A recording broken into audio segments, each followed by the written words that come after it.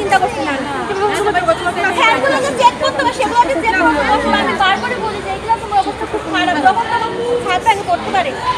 ফ্যানটার অবস্থা ফ্যানগুলো নরমাল করতে থাকে, কোনো সময় ফ্যানটা নরমাল করতে থাকে ফ্যানগুলো।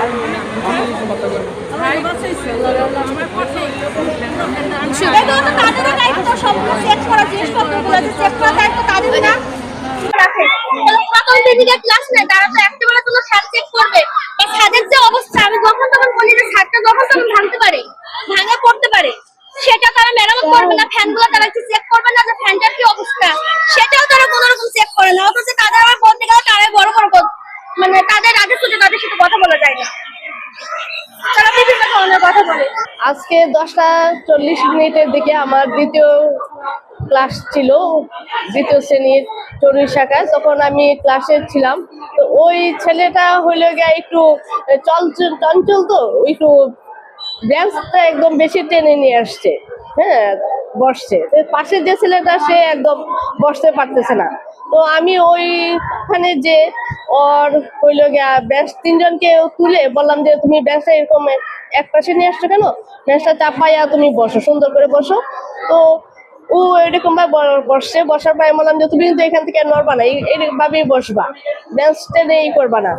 তো আসার পরে আমি যখন আবার পাঠ শুরু করলাম তখনই আর কি একদম ফ্যানটা পড়লো ছুটে। যদি ও বেঞ্চটা একটু না সরাই তো তাহলে ওর মাথায় হয়তো পড়তো। হঠাৎ পরিদর্শন সময়ে এই একটা ছাদের চলা ভেঙে আপনার ফ্যান নিচে পড়ে 4-5 জন আহত হয়েছে, একজন গুরুতর আহত হয়েছে।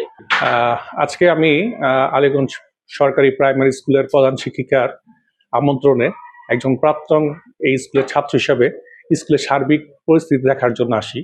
আসার পরে আমার সামনেই এই দুর্ঘটনা ঘটে। অত্যন্ত একটা মর্মান্তিক ঘটনা। একটা স্কুলের একটি ফ্যান পড়ে 4-5টা বাচ্চা আহত হয়। এর মধ্যে একটা ছেলে খুবই ইনজুর্ড হয়, যার 4টা সেলাই লাগে। তো ভবনটি একটি ঝুঁকিপূর্ণ ভবন। এই ভবনে কি করে ক্লাস চলে আমার বোধগম্য নয়।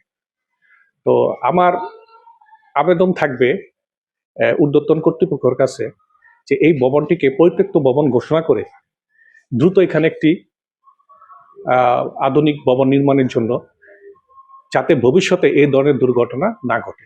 আজকে যে দুর্ঘটনাটা ঘটলো সেটা আসলে দ্বিতীয় শ্রেণীর চড়ুই শাখা, ওখানে দ্বিতীয় পিরিয়ডে দুর্ঘটনাটা ঘটেছে।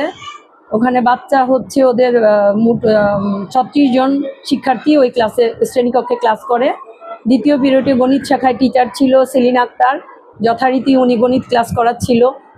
ঠিক এই সময়ে উনি একটু আগেই উঠে গিয়ে, এটা আল্লাহরই হুকুম হয়তো বা হবে, উনি উঠে গিয়ে একটু বেঞ্চটা সরিয়ে দিয়েছিল যে তোমরা একটু বেঞ্চটা সাইড করে বসো।